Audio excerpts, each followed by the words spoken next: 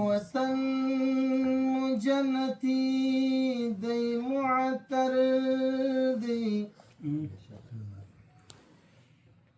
ډېر ښکلو سر قلم ورباندې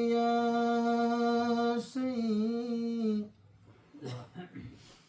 په اور باندې صوابي خاوره پرته ده د سنګر طالب قدم ورباندې ایښی لسنګر یې ساتلی دی له څړیکو له دفتر یې مرهم ورباندې ایښی چا د خپل وجود اعضاوې پرې شیندلي چا د خپل زړګي صنم ورباندې ایښی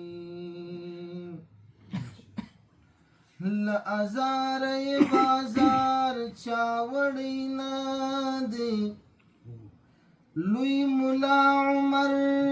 مدم ورباندې ایښی جهادي لایق غرور د خندا ځوان دی که نه ځینو خو لوی غم ورباندې ایښی